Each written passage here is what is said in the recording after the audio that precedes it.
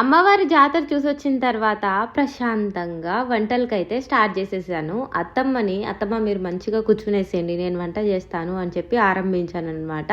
ఈరోజు మా ఇంట్లో స్పెషల్స్ వచ్చేసి చికెన్ కర్రీ, యాటకూర మాంసము, అలాగే కలర్ రైస్. ఏంటక్క మీ ఇంట్లో ఏ ఫెస్టివల్ వచ్చినా, సండే వచ్చినా ఇవే స్పెషల్స్ ఉంటాయా? అవును, ఇవే ఉంటాయి. టేస్టీగా కూడా ఉంటాయి. టేస్ట్ చేసే కొద్దీ డిఫరెంట్గా వస్తుంది అనమాట. బట్ సూపర్గా ఉంటుంది. ఇంకా పల్లెటూరు అంటే తెలిసిందే కదా, అందులోనూ జాతర అంటే తల మీద అమ్మవారిని పెట్టుకొని ఇలా ఇంటి దగ్గరికి వస్తారనమాట. జాతకం చెప్తాము, మీ ఫ్యూచర్ బాగుండాలి, ఇలాంటివన్నీ చెప్తూ. బట్ మంచిగా అనిపిస్తుంది వైబ్స్ అంతా కూడా. ఇంకా మా ఆయన అయితే చింత చెట్టు కింద మంచం వేసుకొనేసి హ్యాపీగా పడుకొని ఉన్నారు.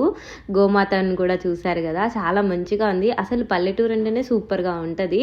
ఇంకా వంటలన్నీ అయిన తర్వాత అందరం కలిసి కూర్చొని ఫుడ్ మంచిగా తిన్నాము. టేస్ట్కి వచ్చేసి ఎవరు చేసింది? నేనే. అది నేనే. సూపర్ టేస్ట్ వస్తుంది. నేను చేసిన తర్వాత టేస్ట్ బాగాలేదనడం ఛాన్సే లేదు. టేస్ట్కి సూపర్ ఉండింది. తర్వాత హ్యాపీగా భోజనం చేసుకున్న తర్వాత చింత చెట్టు కింద మంచం వేసుకొని ఉండినాము కదా, ఇంకొంచెం జరిపేసుకొని చల్ల గాలిలో హ్యాపీగా మామిడికాయలు కట్ చేసుకొని ఉప్పు కారం నంచుకొని తింటూనే ఉన్నాం. ఎన్ని మామిడికాయలు తింటావక్క? ఉన్నంతసేపు తింటూనే ఉన్నాము. హ్యాపీగా అనిపించింది. అవును, మీరు మామూలుగా తిన్నారా?